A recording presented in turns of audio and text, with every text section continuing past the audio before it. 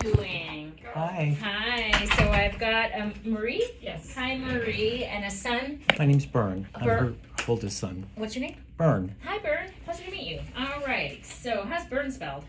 B-E-R-N. B-E-R-N, just as you would expect. All right, and it's okay that I call you Marie? Sure. All right, Marie. So you have gotten yourself into a bit of bother with this ovarian cancer, I understand. You had your surgery back in February of 22. So you had your chemo first, I understand. And then you had your surgery. And then you were doing well. Have you been, and you have not had any recent treatment, correct? Not for the cancer, no. Okay, so I think because your chemo was before the surgery in 2021.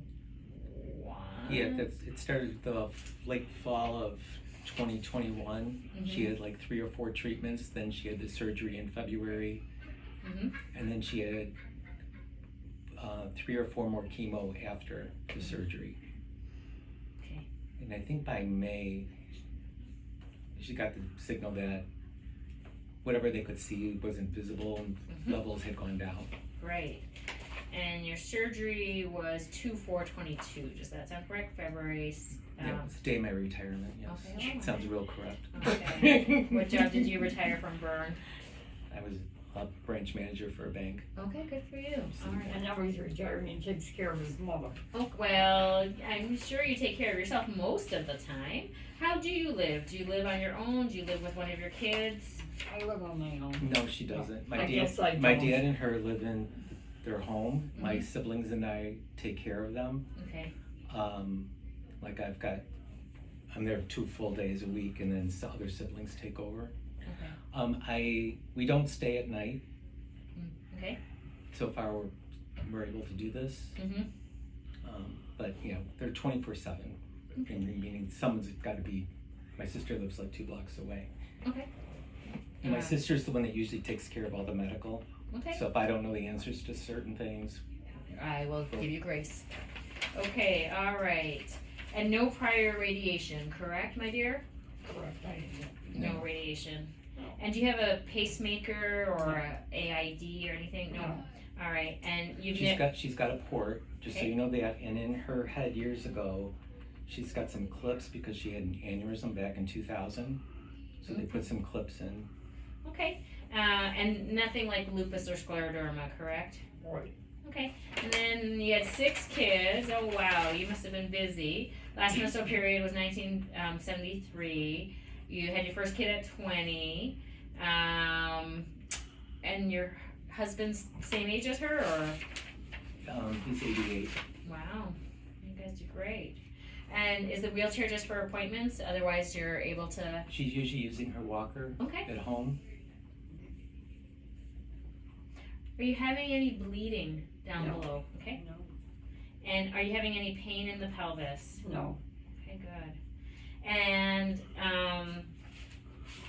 are you pretty independent in making your decisions medically, or does the whole family get involved? The family's involved. Sounds good. Okay. Tell me what you understand, Marie, about where we're at with the ovarian cancer. I don't know. Okay. Where are we at? Right. So she's been included in all the meetings, Okay. but she doesn't remember. She's got some Memory issues. memory issues, Yeah. more with the short term versus long term. Okay. Some exceptions to that, but if you tell her about the cancer, she remembers the cancer, but a couple minutes later, she might forget what we were talking about. Okay. Okay.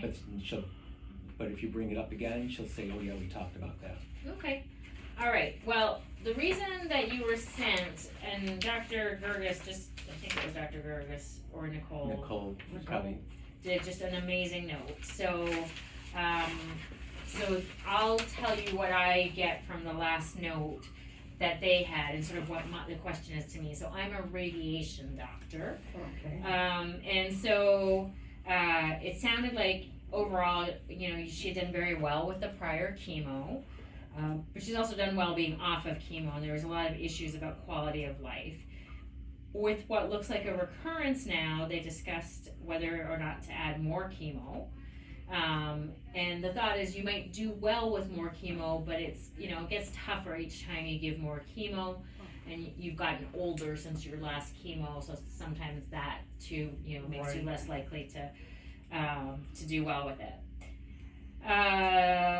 So there was a plan to focus on quality of life, and there was some discussion regarding palliative care and hospice, but because you're doing so well, it was thought, let's maybe get palliative care and hospice involved, but nothing imminent, like there's still lots of good time left with or without treatment. And I think there was a question on whether or not they could do something called Avastin, and then they talked about hospice, talked about removing like heroic measures, so was there discussion about a DNR, do not resuscitate order? I'd have to check with my sister. Something to think about. Did you remember that discussion? I think, so it's a little bit much for me to get into, but if the heart were to stop, Right, would you want people to do CPR? I think so. You would? Okay. Is that okay with you? Yeah, let's check with Diane, because this discussion might have actually Been happened taken. already. Yeah. And I just And it's a good one for everybody to know, because you want it to be consistent. I want everybody on the same page. Right. We don't wanna do no arguing. Right. Well, we also just don't want, like, if you've made a decision, right, and there's different caretakers in the house, we want everybody to sort of have the same reaction, Right. if your heart were to stop, because CPR is pretty traumatic. It's someone like yourself, it would probably break a bunch of bones, Okay. because, things like that. So it's definitely something that it sounds like you guys talked about it here, but I feel like it's something that the whole family should know what the outcome was. And if we've decided to go to a DNR status, Right. which I think would be very reasonable to think about, just knowing that CPR is pretty tough on people. It usually breaks ribs, particularly in older people, particularly in women like yourself that look like you're kind of on the thin bone side. Oh, she's thin, all right. Yeah. Yeah. And then we talked about radiation, and then they said you could come here to talk about it. So your tumor markers are rising. With the rising tumor markers, we're seeing a small amount of disease in the pelvis now. It's not a lot, that's why you're not having symptoms. And so the question of whether or not we should do radiation, I think it makes sense. The radiation, though, is well tolerated, particularly if we do it on its own. We could get started today, as early as today, with planning. We would have you doing some contrast and do a CAT scan, because it still takes a week to 10 days to plan the radiation. If you Okay. guys want time to think about it, that's fine. We can book the CT scan for next week. You guys can talk about it over the weekend, and then if you choose not to do it, you just call and cancel. I think we're gonna do it though, aren't we? That's what we were Planning on? Yeah. Well, if you want to do it today, then I can get you to start drinking while we're talking. Do you want to Is that okay? save the trip? You don't have to start the radiation. You tell me. So all we're doing is a CAT scan today? Yeah, a planning scan for the radiation. But I'd get her to get the contrast, and Yeah, let's go ahead. let's go ahead and do that. Okay, let me get Becca to get the contrast. Is that okay? Cause I'd rather get this all over with. And I was gonna think I'm funny and say if I And then, die. as much as possible with the treatments, we'd like you to have a full bladder. Okay? Yep. All right. And what that does is it pushes the bowel out of the way, and it helps minimize the side effects. So every treatment, we want you to come in with a full bladder if you can. It's okay if it doesn't happen. And then the radiation would typically go Monday to Friday, 5 days a week. I would recommend that we start with more of a curative dose, and we can always convert because it's a smaller dose each day. So we usually do about 5 weeks, so 25 sessions. And we would treat the entire pelvic area, like the lymph node areas where we're seeing those tumors growing right now. Right. We would do it with something called intensity modulated radiotherapy, or IMRT. Yeah. It's just a fancy word of we would carve the, yep, come on in.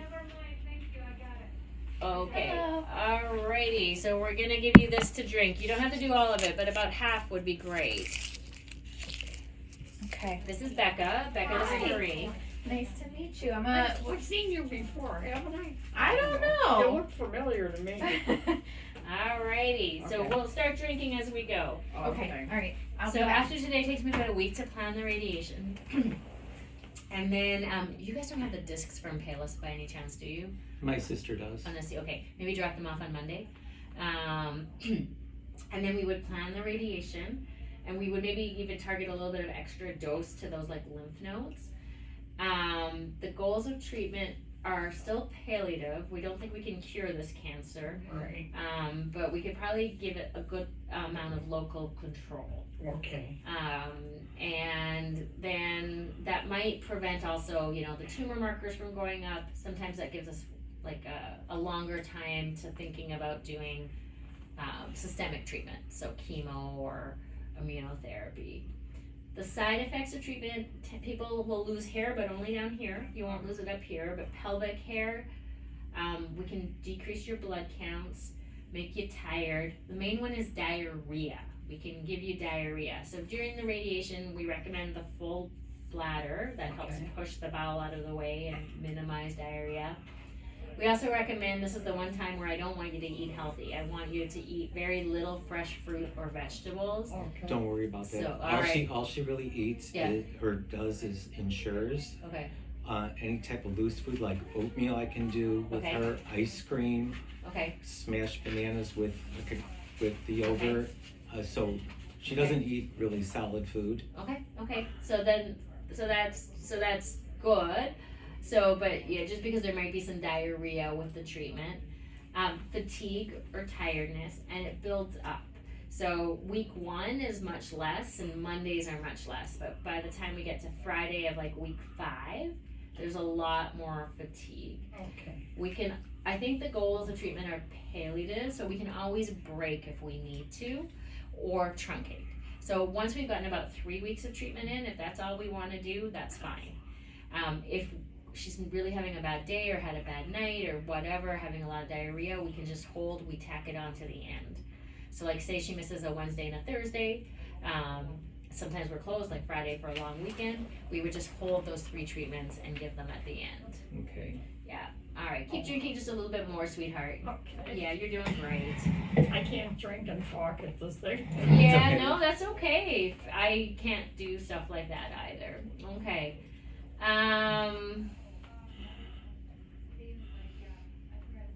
Long-term side effects, so that's the short-term ones. We might irritate your bowel, your bladder, your rectum, so it might hurt to pee more, you might be peeing more, might burn to pee, you might be pooping more, there might be like some irritation, like blood on the stool, hemorrhoid irritation, things like that. Okay. Long term, we do increase the potential for scar tissue in the colon and the pelvis. You're already at risk of that because of your prior surgery. So complications of treatment are rare, but they would include, first of all, not controlling the tumor in the pelvis despite our treatments. Increase scar tissue to the point where it can increase your risk of a small bowel obstruction. Yeah, go ahead, have a sip. That's good. Burn, you remind me and I'll remind her. Take a sip, good. So increased chance of getting an obstruction from scar tissue. You're already at risk of that because of the surgery. Take a sip. Okay. All right, we'll keep working at this. We can, with the new forms of radiation, it's not much, but in the older forms of radiation, you could weaken the hips a little bit, which increases the risk of hip fracture down the road. Any form of cancer treatment, be it chemo or radiation, there's a small chance that we cause a cancer, usually 10, 15 years down the road. That's about it. Most people would do pretty well with the treatment. I think Okay. the most likely thing is that it just wouldn't last for a very long time, And I don't know if that very long time is months or years. Okay. It could be 2-3 years that the radiation buys. It could be that we finish the radiation and 2 months later there's either something back in the pelvis or somewhere else like the lungs or something. Okay. Okay, have a sip. It's starting to sound like my kids. Yeah, sorry. I'll hold it. Go ahead.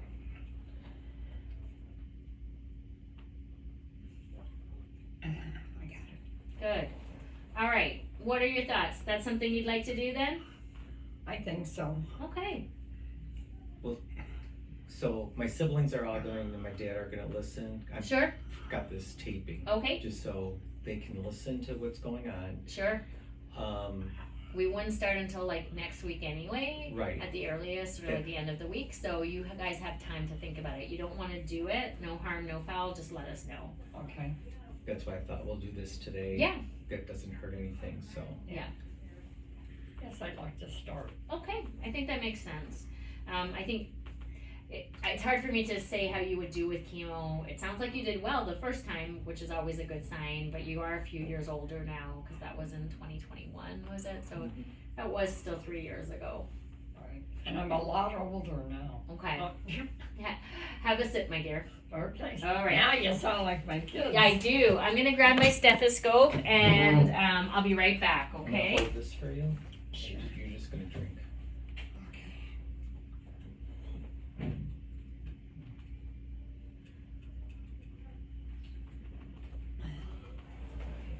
Stop this a minute.